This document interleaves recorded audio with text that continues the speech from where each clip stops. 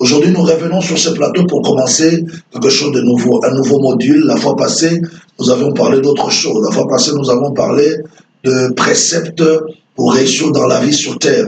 Aujourd'hui, nous évoluons, nous voulons parler du parcours de Samson. Dans le parcours de Samson que nous voulons parler aujourd'hui, nous allons essayer de ressortir certaines choses, certains points qui vont nous aider à comprendre très bien la volonté, la pensée de Dieu sur chacun de nous. Donc là, nous voulons commencer un nouveau thème sur le parcours de Samson, le parcours de Samson. Et pendant que nous serons en train de parler sur le parcours de Samson, nous ne prendrons pas une seule journée.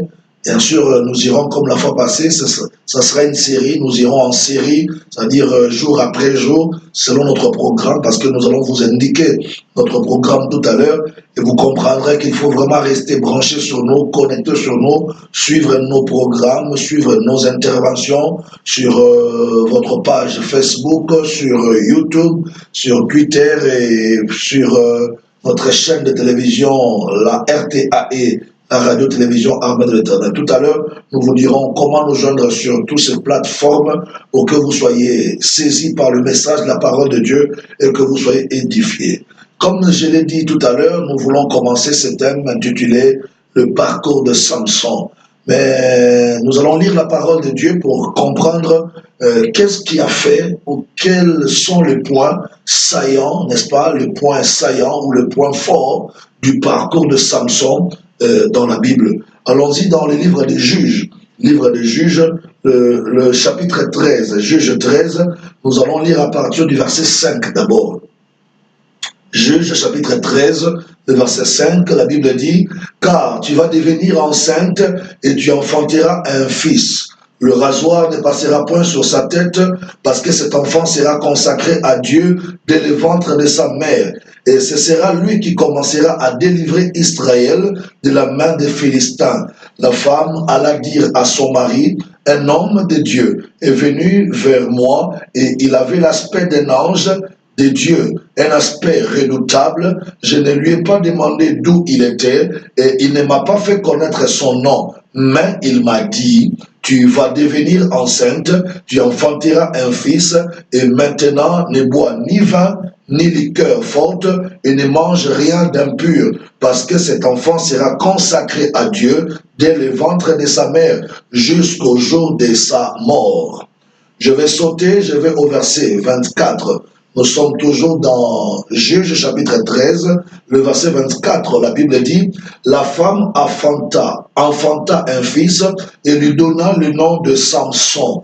L'enfant grandit et l'Éternel le bénit. L'Esprit de l'Éternel commença à l'agiter à Makanedan entre Toréa et Eshtaol. » Le chapitre 14 maintenant, chapitre 14, verset 1er, on nous dit « Samson descendit à Timna et il y vit une femme parmi les filles des Philistins. » Frères et sœurs, tu constateras que notre lecture était un peu longue, mais c'est parce que dans tous les extraits que nous avons récupérés ici dans la parole de Dieu, nous allons retirer une substance, nous allons retirer des points forts, des points saillants par rapport au parcours de la vie de Samson. Donc, nous avons vu ici que Samson est né d'un papa qui s'appelait Manoach. Et Manoach était un homme d'Israël qui avait sa femme. La Bible dit que ces deux personnes attendaient la visitation de Dieu, parce que la femme n'enfantait pas, le papa aussi était avec sa femme qui n'enfantait pas. Et la Bible nous dit que un jour, pendant que cette femme était en train de vivre, ou il était en train de faire ses tâches journalières, la Bible dit que cette femme va recevoir un ange de l'Éternel. L'ange de l'Éternel va apparaître à la femme de Manoach, la maman de Samson, et va lui adresser un certain nombre de choses, va lui dire un certain nombre de choses. La première chose, quand l'ange de l'Éternel va s'adresser à la maman de Samson, à la femme de Manoach, l'ange dit à l'Éternel, l'ange dit à cette femme que tu vas devenir enceinte, parce que la femme voulait vraiment devenir enceinte. Il dit à l'ange, il dit à la femme, tu vas devenir enceinte et tu enfanteras un enfant, et l'enfant qui naîtra les rasoirs ne passera pas sur sa tête depuis sa naissance jusqu'au jour de sa mort. Ça, c'est la première chose que l'ange de Dieu a dit à la maman de Samson, donc la femme de Manoach. L'ange lui dit que tu seras enceinte, tu enfanteras un enfant, mais seulement cet enfant-là, depuis sa naissance jusqu'à sa mort, on ne va pas raser sa tête, il aura toujours ses cheveux sur lui. Et deuxièmement, l'ange dit à la femme de Manoach, la maman de Samson, que toi-même, pendant que tu entendras, pendant que tu attendras l'enfant-là, pendant que tu seras en train d'attendre l'enfant, pendant que tu seras enceinte, tu respecteras les instructions que je vais te donner. L'ange dit à cette femme, il dit, tu vas devenir enceinte, tu enfanteras un fils, et maintenant, ne bois ni vin, ni liqueur forte, et ne mange rien d'impur, parce que cet enfant sera consacré à Dieu dès le ventre de sa maman jusqu'au jour de sa mort.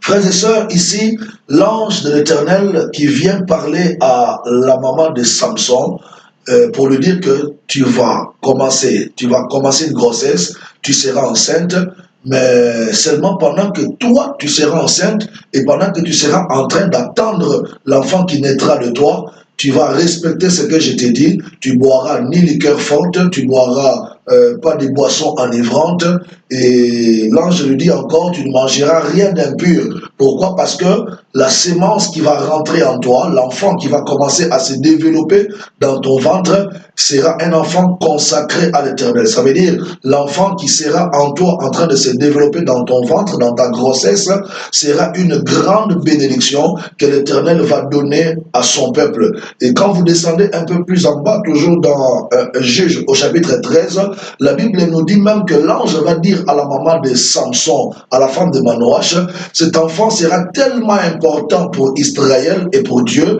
cet enfant sera une grande bénédiction pour son peuple, pour Israël, parce que c'est lui qui commencera la délivrance des enfants d'Israël face aux Philistins. C'est-à-dire que la délivrance d'Israël vis-à-vis des Philistins va commencer par l'enfant Samson qui naîtra. Donc déjà, vous voyez ici, l'ange de Dieu est en train de faire comprendre à la maman de Samson que l'enfant que tu vas enfanter, l'enfant qui va naître de toi, ne sera pas n'importe qui. C'est un enfant bénédiction, c'est un enfant miracle, c'est un enfant qui sera un grand homme en Israël, c'est un enfant qui va délivrer Israël de la main des Philistins. Donc la maman devrait comprendre que la grossesse qu'elle a eue, la grossesse qu'elle portait et l'enfant qu'elle était en train d'entendre n'était pas n'importe quel enfant, c'était un enfant bénédiction. On peut l'appeler autrement un enfant béni ou une bénédiction de Dieu. Donc Dieu veut là adresser une bénédiction. Dieu veut donner une bénédiction aux enfants d'Israël. Mais seulement pendant que cette bénédiction est en train de venir, voilà, Dieu est en train d'attirer l'attention des parents de Samson parce que on n'attend pas une bénédiction n'importe comment. On n'attend pas un miracle n'importe comment. Lorsque quelqu'un est en train d'attendre une bénédiction ou lorsque quelqu'un est en train d'attendre quelque chose de grave, de grand de la part de Dieu, il faut que la personne soit capable de se préparer. Et c'est le premier point que je voudrais partager avec vous qui me suivez aujourd'hui, la préparation. La préparation, c'est le premier point dans le parcours de Samson. Samson est venu, mais en venant, ses parents se sont préparés pour accueillir l'enfant Samson, car cet enfant était une grande bénédiction. Et l'ange a bien dit aux parents de Samson, vous n'allez prendre des boissons fortes, vous n'allez pas prendre des liqueurs fortes, vous n'allez pas prendre des boissons enivrantes, vous ne mangerez pas quelque chose d'impur, parce que la sémence qui va rentrer dans ton ventre, madame, sera une sémence bénie. Cet enfant sera béni. Donc, ici, nous voyons comment l'ange de l'Éternel est en train d'interpeller la maman de Samson à se préparer. Et aujourd'hui, je vais faire comme cet ange de Dieu. Je suis venu interpeller quelqu'un qui est en train de m'écouter maintenant à se préparer. Ça, c'est le premier point dans le parcours de Samson, la préparation. Vous savez, rien de grand dans la vie ne peut arriver. Rien de bien, de bénissant dans la vie ne peut arriver par hasard. Enfant de Dieu, peuple de Dieu, mesdames et messieurs, vous qui nous suivez, je voudrais que vous compreniez une chose, les hasards dans la vie n'existent pas. Les hasards dans la vie n'existent pas. Et quand nous voulons accueillir, lorsque nous voulons recevoir, quand nous voulons vivre quelque chose de bénissant, quelque chose de grand de la part de Dieu, nous devons apprendre à nous préparer. Tous ceux qui sont devenus grands avec Dieu ont pris le temps de se préparer. Tous ceux qui ont marché avec Dieu et sont allés loin et ont fait de grandes choses avec Dieu ont commencé par se préparer. La préparation est une phase très importante pour la vie de quelqu'un qui veut aller loin avec Dieu. La préparation, c'est quelque chose de très important pour la vie de celui qui veut être grand. Lorsqu'on veut se positionner dans la vie, lorsqu'on veut aller loin dans la vie, lorsqu'on veut faire de grandes choses, de bonnes choses, des choses merveilleuses, des choses qui peuvent épater les gens, il faut toujours respecter la phase qu'on appelle la préparation. La préparation est très importante. L'ange de l'Éternel est en train de dire à la maman de Samson, tu recevras un enfant. Cet enfant-là va naître de toi, mais tu dois commencer à te préparer. Voilà comment tu dois te préparer. Cet enfant sera une bénédiction pour Israël, sera une bénédiction pour Dieu. Cet enfant sera une bénédiction pour la famille, mais vous devez vous préparer pour recevoir cet enfant. Ce n'est pas n'importe quel enfant comme les autres, c'est un enfant spécial, c'est un enfant différent. Et quand on veut recevoir quelque chose de spécial, quand on veut recevoir quelque chose de différent, quand on veut dans la vie, recevoir quelque chose de meilleur que les autres, il faut savoir se préparer. C'est la qualité de la préparation que tu es en train de faire qui déterminera les résultats que tu vas obtenir. Vous savez, les résultats que nous voulons obtenir dépendent aussi de la qualité de la préparation que nous sommes en train de faire aujourd'hui. Celui qui ne se prépare pas ne pourra pas arriver à de grands résultats, à de bons résultats. C'est comme ça que dans la vie, lorsqu'on veut pointer plus haut, lorsqu'on veut aller plus haut, il faut respecter la phase préparatoire, la phase de préparation. Parce que beaucoup de gens ont échoué dans la vie, beaucoup de gens n'ont pas émergé dans la vie parce qu'ils ont négligé la préparation. Et lorsqu'on n'est pas passé par la phase que moi j'appelle la préparation, il y a beaucoup de mauvaises choses qui vous attendent, il y a beaucoup de surprises qui vous attendent. Pourquoi? Parce que vous n'avez pas respecté la préparation. Dieu, le Dieu que nous prions, est un Dieu de la préparation. Dieu veut que nous soyons des personnes qui se préparent à recevoir des grandes choses de lui. Même quand Dieu veut te donner une chose merveilleuse, même quand Dieu veut te bénir, même quand Dieu veut t'élever, veut t'utiliser, veut t'amener en haut, le Seigneur s'organise toujours, n'est-ce pas, à te donner un temps de préparation. Alléluia. Le Seigneur s'organise toujours à donner un temps de préparation à tout cela qu'il veut utiliser. Quand Dieu veut utiliser quelqu'un, quand Dieu veut marcher avec quelqu'un, quand Dieu veut passer par quelqu'un pour donner gloire à son nom, le Seigneur s'organise toujours à donner à la personne un moment de préparation, parce que sans la préparation, le futur sera biaisé, le futur va rater. Sans la préparation, la gloire n'arrivera pas. Sans la préparation, la victoire ne sera pas certaine. Mais la préparation est très très importante pour que nous allions de l'avant et que nous atteignions les résultats que nous avons prévus, que nous ayons en main les choses que nous avons réservées. Ici, je voudrais vous parler de quelques exemples de la Bible pour vous montrer comment est-ce que la préparation dans la vie de quelqu'un est très importante. Aujourd'hui, c'est dommage, c'est vraiment malheureux de constater que dans nos familles, dans nos milieux, dans nos sociétés, dans nos communautés, là où nous sommes en train d'évoluer, il y a des gens qui souhaitent devenir grands, qui veulent devenir grands, qui veulent aller loin, qui veulent arracher des bons morceaux et des gros morceaux de la vie. Mais cependant, quand vous regardez ces gens-là, ils n'ont pas la soif de se préparer pour les choses qu'ils veulent, ils n'ont même pas le temps de se préparer pour les choses qu'ils veulent. Les gens pensent que Dieu est encore au moment de la manne, où la pluie des choses qu'on veut va commencer à tomber du ciel. Écoutez frère, le temps de la manne est passé. Dieu a donné la manne aux enfants d'Israël lorsqu'ils traversaient le désert, n'est-ce pas, pour aller à Canaan. Et c'était le moment de Dieu pour le nourrir comme ça. Dieu a pensé que ce peuple devait être pris en charge comme ça. Mais aujourd'hui, ce n'est plus le temps de la prise en charge de Dieu par le moyen de la manne. Dieu ne nous prend plus en charge aujourd'hui par la manne. La manne ne tombera plus. Le temps de la manne est déjà passé. Aujourd'hui, Dieu nous permet d'entrer en possession de notre bénédiction bien sûr après avoir respecté le moment de la préparation. Quand on veut aujourd'hui manger, il faut se préparer à manger. Quand on veut aujourd'hui monter, il faut se préparer à monter. Quand on veut aujourd'hui se marier, il faut se préparer pour se marier. Aujourd'hui, tout ce que tu veux recevoir de Dieu, il y a un préalable, il y a une phase de préparation pour accéder à la bénédiction que tu attends de Dieu. Alors, continuez à croire, continuez à comprendre que jusqu'aujourd'hui, Dieu peut continuer à nous visiter par la manne qui tombait du ciel, comme à l'époque de Moïse dans les désert. En tout cas, ça c'est mal comprendre Dieu. Et quand vous réfléchissez comme ça jusqu'aujourd'hui, donc vous êtes déjà dans l'échec et vous n'arriverez jamais à obtenir des bons résultats que vous souhaitez pour votre vie. Je voudrais commencer par le premier exemple dans la Bible pour vous montrer que tout ce qui est brisqué finit par rater, finit par échouer. Je dis bien que tout ce qui est brisqué finit par rater, finit par échouer. Mais tout ce qui respecte la phase de la préparation finit par devenir glorieux, finit par être grand, finit par être célébré. Je prends ici l'exemple des deux Adams. La Bible, l'apôtre Paul nous parle du premier Adam et il nous parle du deuxième Adam. On nous dit que par le premier Adam, le péché et la mort est rentré dans le monde. Ça, c'est Paul qui dit ça dans les épîtres. L'apôtre Paul dit que par le premier Adam, la mort, donc le péché et la mort est rentré dans l'humanité. Et l'apôtre Paul dit encore que par le deuxième Adam, la vie, n'est-ce pas, est rentrée dans l'humanité. Donc là, on nous parle du premier Adam, par qui le péché est rentré et la mort. On comprend directement que c'est l'Adam qui était avec Ève dans le jardin d'Éden. Ça, c'est le premier Adam.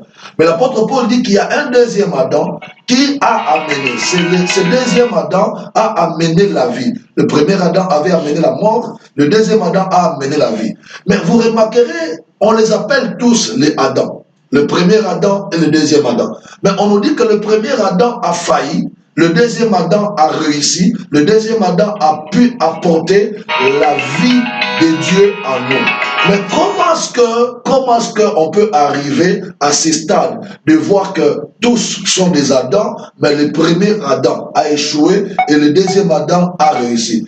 Moi, je pense que si nous réfléchissons très bien, il y a un certain nombre de choses. Je vais aujourd'hui évoquer un seul point pour faire le parallélisme entre les deux Adams. Le premier Adam a échoué, le deuxième Adam a réussi. Le premier Adam a amené la mort, le deuxième Adam a amené la vie. Mais pourquoi le premier Adam a échoué et pourquoi le deuxième Adam a réussi? Quand nous regardons le premier Adam, nous verrons que le premier Adam est venu dans le monde sans respecter le processus par lequel Dieu envoie les gens dans le monde. Le premier Adam s'est retrouvé déjà dans le monde, dans le jardin d'Éden. Il avait déjà les deux pieds, les deux mains, il était déjà grand. Il n'a pas connu l'enfance, le premier Adam, il n'a pas été bébé, et surtout que le premier Adam n'a pas connu une maman, il n'avait pas de maman, donc le premier Adam a paru. Voyez-vous, le premier Adam a paru. Le premier Adam, qui était le mari, le l'époux de Ève, n'a pas connu l'enfance, n'a pas connu l'adolescence, il n'a jamais été enfant. Il est arrivé dans le monde déjà grand. Et ça n'a pas traîné, Dieu l'a envoyé dans le sommeil, et quelques temps après, il se réveille déjà avec une femme à côté de lui. Il s'est marié. Donc, on voit que dans la vie de ce premier Adam, il n'y a que le briscage, si je peux parler comme ça. Tout a été brisqué dans la vie du premier Adam. Il arrive dans le monde sans passer par l'enfance, sans passer par l'adolescence. Le premier Adam n'a pas connu la croissance depuis l'enfance jusqu'à l'âge adulte. Voyez-vous, le premier Adam n'a pas connu les fiançailles, n'a pas fait un rapprochement vers une femme pour devenir marié. Il se réveille déjà, il voit à côté de lui une femme. Voyez-vous, par contre, le deuxième Adam, qui est Jésus, la Bible nous dit que Jésus est né, n'est-ce pas? Il est né d'une mère et sa maman s'appelait Marie. La maman de Jésus a connu la grossesse de Jésus par le Saint-Esprit. Et la grossesse de Jésus a commencé à grandir dans les ventres de sa maman. Et puis après, la maman va accoucher. Et puis l'enfant va commencer à grandir. On nous dit que Jésus est né dans un mangeoire de bœuf. et les parents l'ont encadré. L'enfant, depuis qu'il était bébé, a commencé à grandir. On nous montre qu'à 12 ans, Jésus est allé avec ses parents à Jérusalem pour faire la fête de l'Éternel. Et là-bas, à 12 ans, il a commencé à parler avec les docteurs de la loi. On nous dit qu'ils sont répartis encore à la maison. Quelque temps après, à 30 ans, on nous dit qu'avec sa maman, il s'est retrouvé dans une fête de mariage à Cana. Et puis après quelques années, il commencera le ministère. Donc vous voyez que ici, quand nous voulons regarder la vie du premier Adam, on sent que dans la vie du premier Adam, il y a eu préparation en rien. Le premier Adam ne connaît pas ce qu'on appelle la préparation. Il n'a préparé ni son âge adulte, il n'a préparé ni sa venue dans le monde. Le premier Adam n'a même pas préparé son mariage. Ça veut dire que tout ce que le premier Adam a connu dans sa vie était brusqué. Il est sorti déjà grand, il s'est retrouvé un jour au lever du sommeil, au sorti du sommeil, avec une femme à ses côtés. Mais le deuxième Adam, Jésus, on voit comment il a respecté le parcours, comment il a respecté le processus de sa croissance. Il était dans le ventre de sa maman, il est né, et puis à 12 ans, sa maman et son papa l'ont amené au temple à Jérusalem, et puis à 30 ans, ses parents l'ont amené dans une fête de mariage à Cana, et puis il a commencé le ministère, et puis on voit comment de 0 à 33 ans, Jésus a fait un parcours, Jésus a progressé, Jésus a évolué jusqu'à la mort. Voyez-vous? Donc la différence entre les deux Adams, c'est que le premier Adam n'a pas connu la préparation, n'a pas respecté un processus de croissance. Par contre, le deuxième Adam, Jésus, a respecté un processus de croissance. Pour le deuxième Adam qui est Jésus, même sa grossesse était annoncée. Et ses parents se sont préparés pour recevoir Jésus.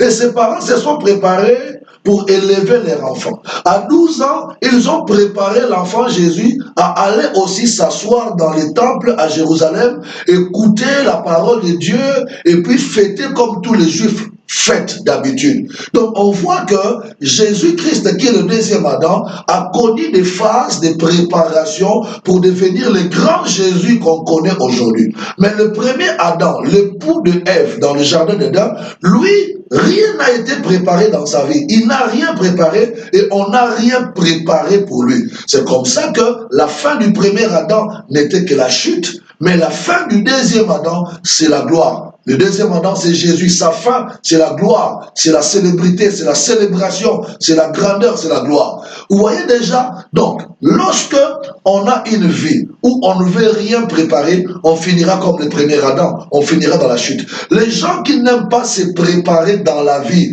finissent dans la chute. Tu es en train de grandir, tu te prépares en rien. Tu ne prépares rien dans ta vie, tu mènes ta vie comme ça, vaille que vaille. Tu mènes ta vie comme ça, tu réfléchis à rien, tu penses à rien, tu penses que tout va arriver dans ta vie comme par bâton magique, tu ne veux rien préparer. Et pourtant, dans ton cœur, tu as des ambitions. Il paraît que tu dis aux gens, je vais être un grand homme. Mais tu deviendras un grand homme sans te préparer à la grandeur. Il paraît que tu dis aux gens que tu seras un grand homme d'affaires. Mais tu seras un grand homme d'affaires sans commencer à te préparer pour être un grand homme d'affaires. Tu dis que tu seras un grand monsieur, un grand patron, un grand manager. Mais tu veux devenir un grand manager sans te préparer au management. Voyez-vous? Donc, beaucoup de gens sont en train de chouer dans la vie parce qu'ils n'ont pas préparé ou ils ne veulent pas préparer ce qu'ils veulent devenir. J'étais en train de parler avec un frère qui me disait, homme de Dieu, moi je veux devenir un grand homme politique. Je lui dis, mais c'est une bonne chose si un chrétien arrive à faire la politique dans son pays, c'est une bonne chose. Le pays sera béni parce que quand les chrétiens, les gens qui craignent Dieu dirigent, ce sera une bonne chose. Mais je lui pose la question, maintenant que tu veux devenir un grand homme politique, qu'est-ce que tu as déjà commencé à faire pour atteindre ces statuts d'un grand homme politique? Il me dit non, je ne fais rien, mais je sais qu'au moment voulu par Dieu, Dieu va agir, Dieu va faire.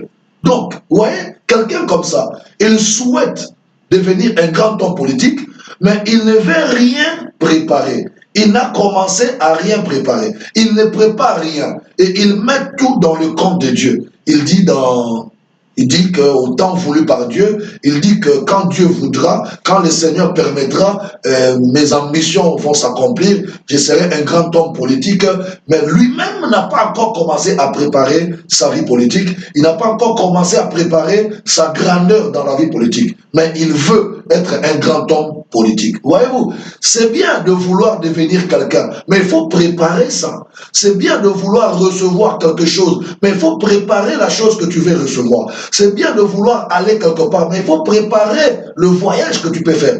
Tout ce qui est préparé dans la vie, je dis bien, tout ce qu'on prépare dans la vie a beaucoup de chances de réussir.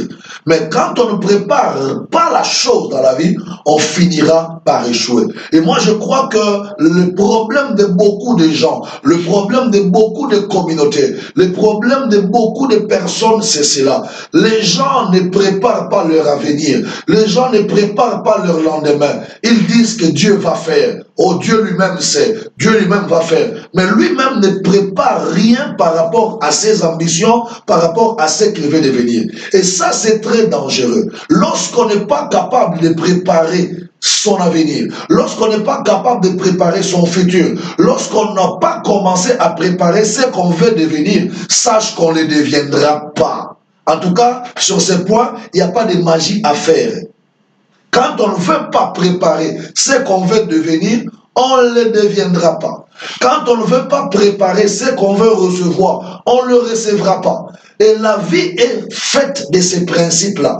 Samson était une grande bénédiction qui était en train de venir au monde par ses parents. C'est comme ça que Dieu a pris le soin de dire à la maman de Samson, tu dois te préparer à recevoir la grossesse de Samson. Parce que l'enfant Samson qui va rentrer dans ton ventre ne sera pas n'importe quel enfant. Vous savez, les choses qu'on ne prépare pas sont des choses qu'on retrouve chez tout le monde. Mais quand on prépare une chose, on l'aura et on l'aura de manière spéciale, de manière particulière.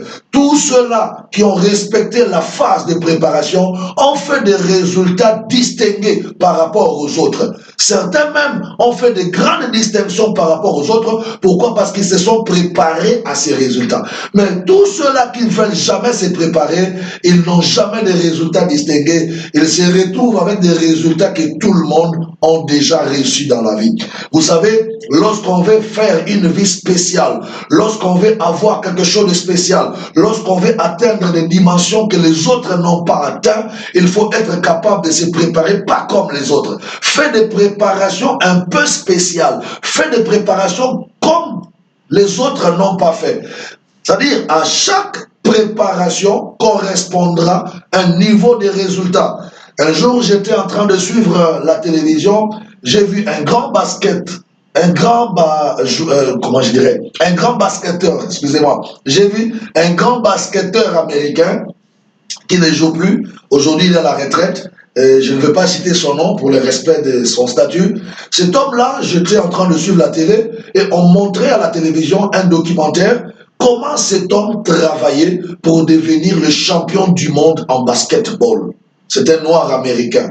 Et j'ai commencé à regarder son documentaire. J'étais curieux, j'étais attiré par ce documentaire parce que je connaissais le nom de ces grands basketteurs et je me disais, bon voilà, un documentaire qu'on montre à la télé, on va nous dire comment cet homme a quitté l'échelon bas pour atteindre l'échelon le plus haut du sport dans le monde.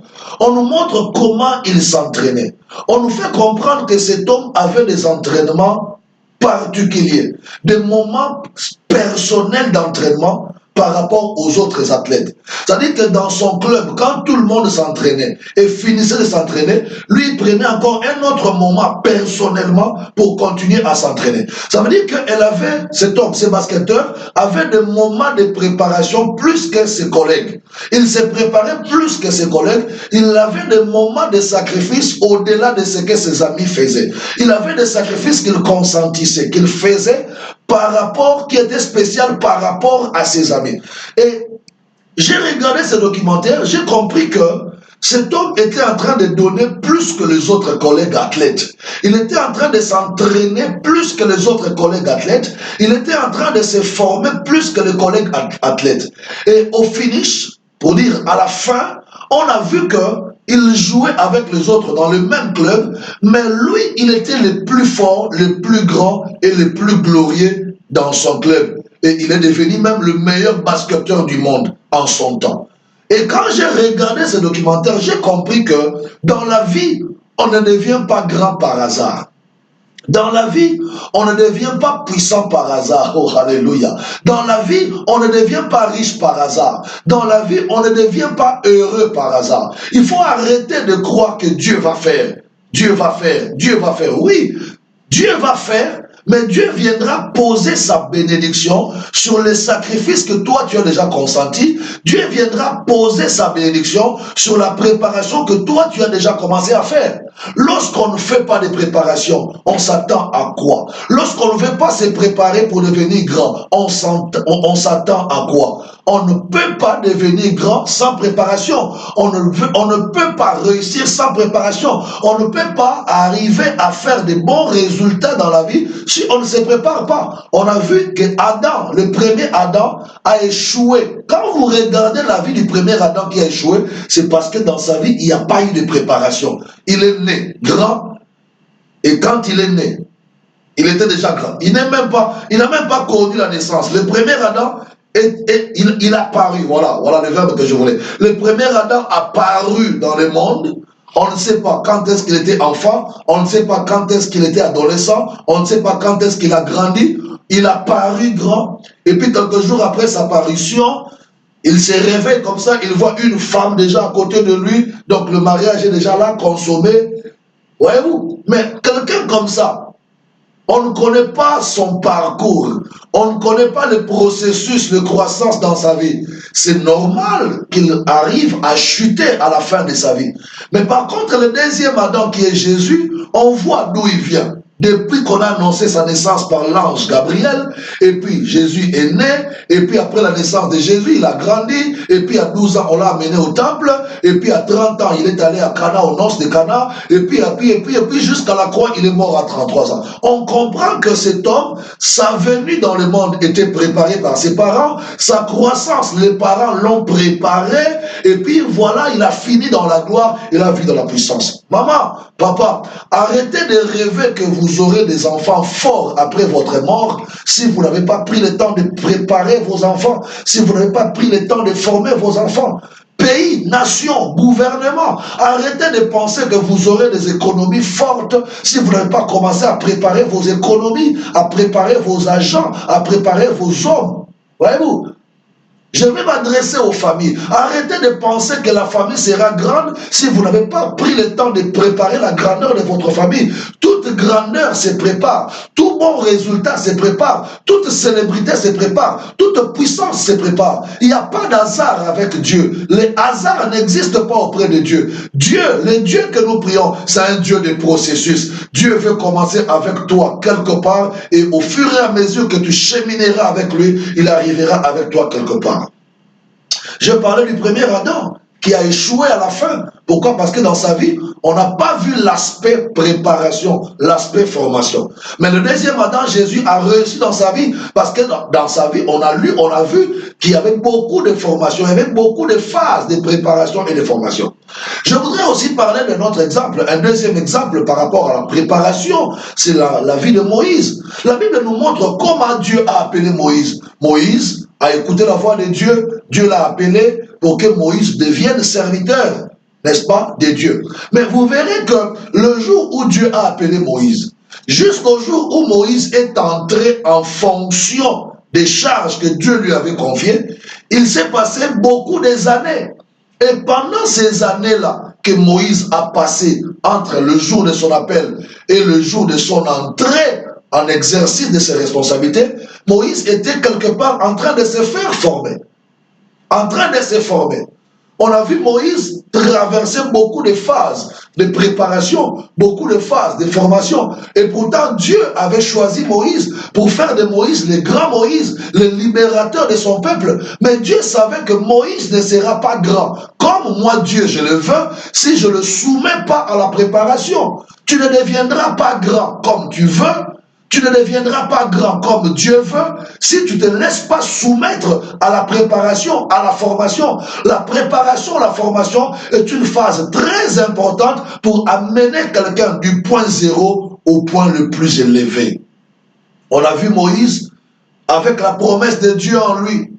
On a vu Moïse avec l'appel de Dieu en lui. Mais Moïse a traversé beaucoup de phases de préparation. Notamment, Moïse s'est retrouvé chez son beau-père Jéthro en train de paître les brebis de son beau-père Jéthro. Or, Moïse, tout ce qu'il faisait chez Jéthro pour paître les brebis n'était qu'une formation parce que Dieu savait, comme Moïse va paître les brebis d'Israël, je vais commencer à l'entraîner d'abord en paissant les brebis de son beau-père. C'est là-bas, en paissant les brebis de Jéthro, que Moïse a développé un grand cœur qu'il n'avait pas. C'est là-bas, en paissant les brebis de son grand-père, de son beau-père, pardon. C'est en paissant les brebis de Jéthro que Moïse a développé la patience, parce que le Moïse qu'on a connu avant, lorsqu'il est sorti du palais royal chez Pharaon, c'était un Moïse colérique, nerveux, impulsif, n'est-ce pas? Un Moïse qui pouvait faire des dégâts à tout bout de champ. Mais lorsque Moïse a respecté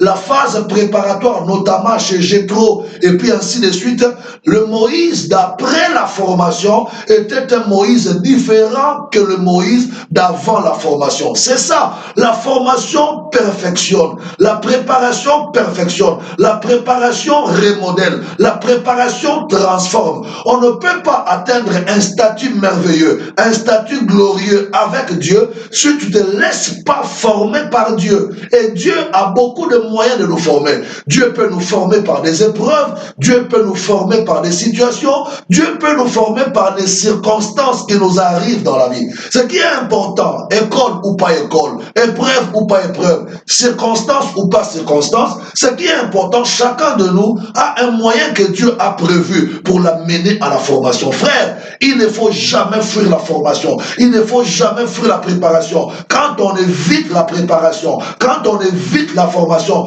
on ne deviendra pas grand. N'est-ce pas que l'apôtre Paul dit, la nature elle-même ne vous enseigne-t-elle rien? Comment on peut comprendre que dans de grands royaumes, les prochains rois sont toujours en préparation?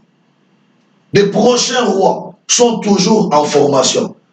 Ça, c'est ce qu'il ne faut jamais oublier. Tu es papa aujourd'hui, mais le prochain papa, le papa à qui tu vas laisser la charge de la famille, ça sera peut-être ton premier fils.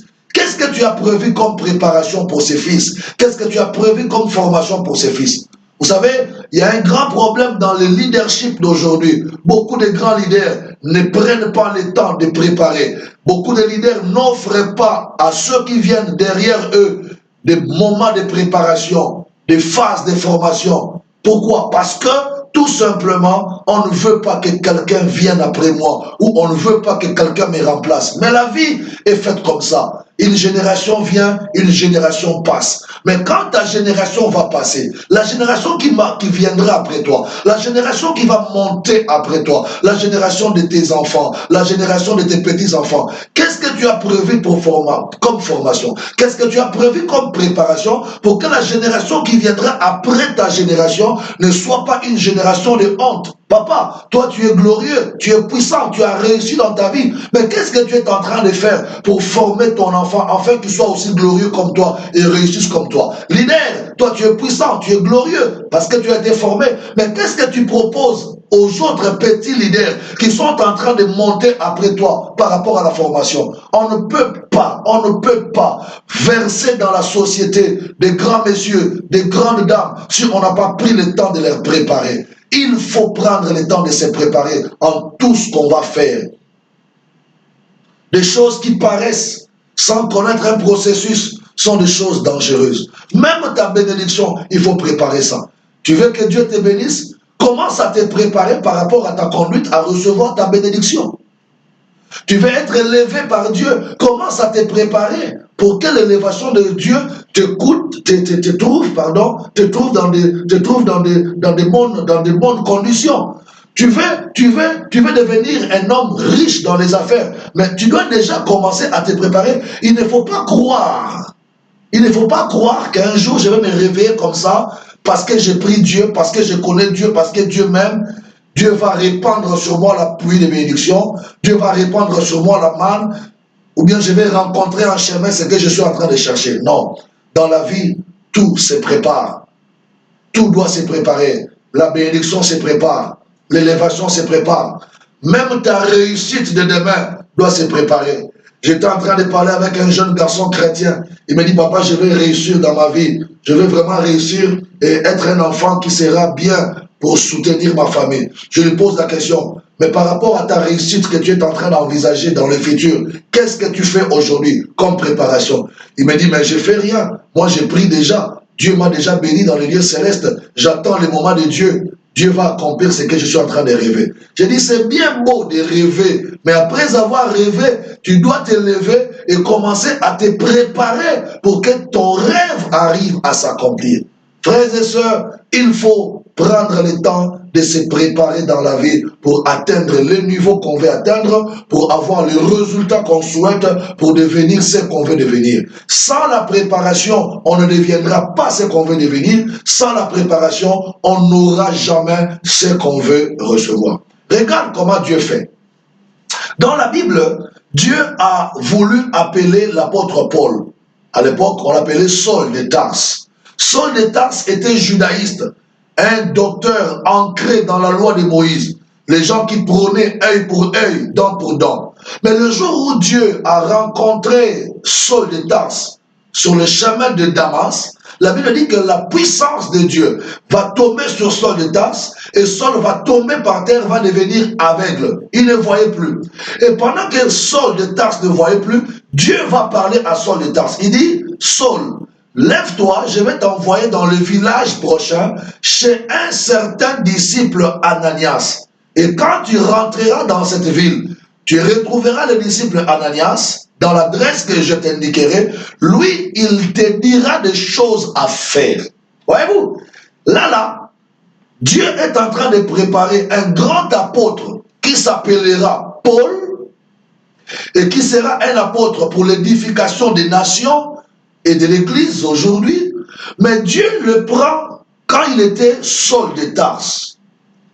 Pour faire de Saul de Tarse le grand apôtre des nations Paul, pour enlever cet homme à être Saul de Tarse et l'amener à devenir l'apôtre Paul des nations, il y a une phase de préparation au milieu.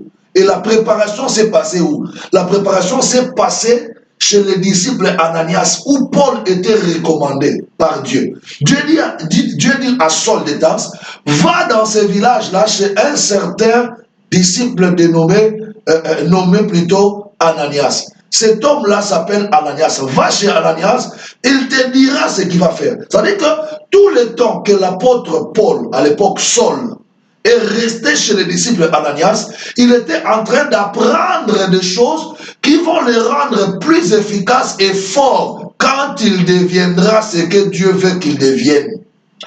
Vous savez, lorsqu'on a raté la préparation, lorsqu'on rate la formation, on finit la vie dans les ridicules, dans la honte et dans l'humiliation. C'est comme ça que nous retrouvons souvent des personnes qui occupent des postes, mais qui n'ont pas été préparés. Et dans ces postes et dans ces charges, dans les fonctions qu'ils sont en train d'exercer, il y a des lacunes. Un jour, j'étais devant un magistrat qui m'entendait. Ce magistrat m'entendait. Il faisait un procès verbal par rapport à une situation que j'avais à la justice. Le magistrat me posait des questions et ce magistrat écrivait tout ce que moi je disais.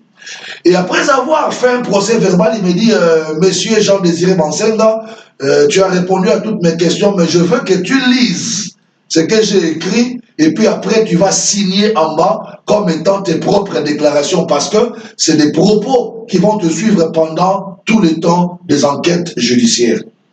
Moi, j'ai répondu aux questions du magistrat, et le magistrat écrivait. Je me disais qu'il écrivait tout ce que moi j'étais en train de dire. Et je pense qu'il écrivait ça bien. Mais quand le magistrat m'a tendu les 2 pages pour que je lise les choses qu'il a écrites venant de moi, c'était carrément la nuit et le jour. Il a mal écrit et il a écrit avec des fautes d'orthographe graves. Et quand je lisais, je faisais comprendre à ces magistrats qui étaient en face de moi, tout ce que tu as écrit, ce n'est pas tout ce que moi j'ai dit. Et d'ailleurs, tu as mal écrit ça. Mais c'était un problème. Il me pose des questions. C'est toi qui as fait de moi un magistrat. Je suis désolé.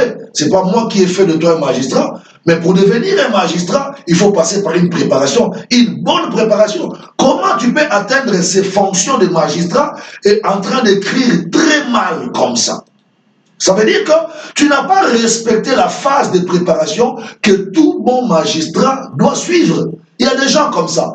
Ils sont ridiculisés, ils sont humiliés aujourd'hui parce qu'ils veulent occuper des statuts, occuper des fonctions, occuper des postes pour lesquels ils n'ont pas suivi de préparation et de formation. Frère, lorsqu'on refuse la préparation, on finira dans la honte, on finira dans l'humiliation. Tous ceux qui n'ont pas été préparés et veulent devenir quelqu'un, veulent avoir quelque chose, finissent par perdre la chose qu'ils voulaient et finissent par rater la chose qu'ils voulaient devenir. Pourquoi? Parce qu'ils n'ont pas respecté la phase de préparation, la phase de formation. Ici, nous voyons la maman de Samson. La maman de Samson. Recevoir de l'ange les instructions. L'ange dit à cette femme, tu seras enceinte d'un enfant qui sera spécial. Cet enfant sera une bénédiction. Alors, parce qu'il sera grand, parce qu'il sera une bénédiction, parce que cet enfant sera une bénédiction, parce que par cet enfant, Dieu va commencer la délivrance d'Israël. Alors toi, le porteur de cet enfant, tu dois être préparé. Vous savez, il y a des gens qui ont reçu l'argent sans être préparés à gérer l'argent. C'est comme ça qu'avec cet argent-là, ils font des dégâts graves dans la cité et dans la société. Il y a des gens qui sont arrivés dans le foyer de mariage sans recevoir la préparation du mariage. C'est comme ça que dans leur foyer, ils sont en train de faire des dégâts et ils cassent tout. Il y a des gens qui n'ont pas reçu de préparation pour devenir des grands hommes d'affaires, mais ils se retrouvent des gens étant homme d'affaires. Alors, il ne sait pas comment faire les affaires, comment traiter les alliances, comment faire quoi que ce soit. Il y a des gens qui se retrouvent dans des statuts, dans des positions juteuses, dans des statuts glorieux, mais ils n'ont pas suivi la préparation qu'il faut pour assumer ses charges, pour assumer ses responsabilités et pour occuper ces statuts-là. C'est comme ça que beaucoup de gens sont quelque part, sont là où ils sont, malgré eux. Sans formation, sans préparation, ils arrivent quelque part. Et lorsqu'on n'a pas été préparé, lorsqu'on n'a pas été formé pour arriver quelque part, et on tient à arriver là-bas, on tient à y arriver, on tient à devenir ce qu'on veut, sans préparation, sache que la honte te rattrapera, la honte te rejoindra. Et les gens comprendront à la fin que tu n'as pas suivi la formation, tu n'as pas suivi la préparation. La maman de Samson a été préparée par l'ange. L'ange lui a dit, tu dois toi-même aussi te préparer parce que l'enfant que tu vas recevoir n'est pas n'importe quel enfant. C'est un enfant pour le recevoir et pour qu'il vive, pour qu'il devienne ce que Dieu veut qu'il devienne. Il faut le préparer et il faut vous préparer. C'est comme ça que l'ange dit à cette femme, c'est un enfant bénédiction. Tu ne boiras ni vin, ni liqueur forte, ni boisson enivrante, et tu ne mangeras rien d'impur. Prépare ton ventre à recevoir la grande bénédiction qui va entrer en toi. Et cette bénédiction, c'était Samson. Je vais arriver à la fin de mon intervention. Je vais exhorter ceux qui me suivent aujourd'hui. C'est pas mauvais de rêver. Et il faut rêver grand. Rêvez. Faites des grands rêves. Rêvez grand. Imaginez devenir des grands hommes. Imaginez devenir des grandes femmes. Imaginez, rêvez, faites des grands rêves pour votre vie. Ayez des ambitions. Mais pour toutes ces ambitions, pour tous ces rêves que vous voulez avoir, il faut ne pas oublier qu'après avoir rêvé, je dois commencer à me préparer pour devenir ce que je vais devenir. C'est comme quelqu'un qui m'a dit, papa, je serai député dans ma ville. J'ai dit, ah bon? Tu seras député dans ta ville? Oui, mais c'est bien, c'est une bonne chose. Mais qu'est-ce que tu fais déjà pour préparer ta députation? Il me dit, mais j'attends seulement. Au moment venu, Dieu va m'imposer dans les cœurs des gens et les gens vont voter pour moi. J'ai dit, mais attends, toi, tu as déjà l'âge de majorité, tu as dépassé 18 ans et tu rêves de devenir député dans ta ville, mais tu n'as même pas adhéré à un parti politique. Mais comment toi, tu prépares ta députation? Tu n'es même pas membre d'un parti politique. Tu n'es même pas membre d'un mouvement politique. Tu n'as même pas une carte, tu n'as même pas une carte de membre d'un parti politique et tu rêves de devenir député. Tu vas être député dans le compte de quel parti politique, dans le compte de quel mouvement. Même les indépendants, les députés indépendants, ils ont des attaches avec d'autres partis politiques. Ils adhèrent à des mouvements. Ils font des alliances pour devenir des grands députés. Alors toi, tu rêves de devenir député, mais tu n'appartiens pas à un parti politique. Tu rêves de devenir un grand médecin, mais tu ne veux pas aller à l'école. Tu rêves de devenir un grand pilote, mais tu ne veux pas apprendre les mathématiques et la géométrie. Tu rêves de devenir un grand pasteur, mais tu ne veux pas aller à l'école de formation pastorale, à l'école du ministère. Tu rêves de devenir un grand commerçant, mais tu ne veux pas commencer à vendre des petites choses. Mais attends, comment on va devenir un grand? Comment on deviendra grand? Comment peut-on devenir grand sans passer par la préparation? Tous ceux qui refusent la préparation restent petits, mais tous ceux qui deviennent grands sont des gens qui acceptent la préparation et alors la bonne préparation. Mesdames et messieurs, nous sommes en train de parler sur le parcours de Samson et aujourd'hui, je n'étais qu'au premier point que j'ai appelé la préparation, la phase de la préparation. Une phase très importante pour la vie de tous ceux qui se veulent grands demain. Tu veux devenir grand, tu veux réussir demain, sache que la réussite ne vient pas par hasard. Tu veux devenir glorieux demain, sache que la gloire n'est pas par hasard, ne vient pas par hasard. Tu veux devenir puissant dans n'importe quel domaine de ta vie demain, sache qu'on ne devient pas, on ne devient pas puissant par hasard, on ne devient pas riche par hasard. Même si ton papa est mort, il t'a laissé des héritages, de l'argent dans la banque, des comptes bancaires. Si tu t'es pas préparé à devenir un bon gestionnaire, tu vas dilapider, tu vas tout finir et ton papa va regretter là où il est parti là, après la mort. Il va regretter d'avoir laissé son argent à un héritier inconscient. Pourquoi? Parce que tu t'es pas préparé à gérer de l'argent et les biens que ton papa te laissera comme héritage. Bref, dans la vie, rien ne peut réussir par hasard. Tous ceux qui veulent réussir, tous ceux-là qui veulent réussir dans la vie, doivent se préparer. Et quand tu veux aussi la réussite, tu dois respecter la phase préparatoire. Samson était une bénédiction, mais sa maman devrait se préparer pour recevoir la bénédiction Samson.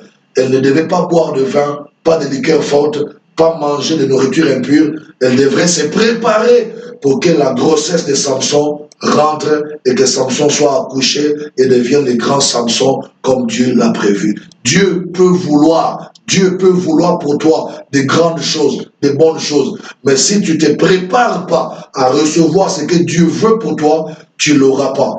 Tu feras comme ces gens-là que j'ai vus dans le livre des Hébreux au chapitre 11. Ils ont vu la promesse de loin, ils ont vu la bénédiction de loin, mais ne l'ont pas touché. Ils l'ont seulement salué de loin.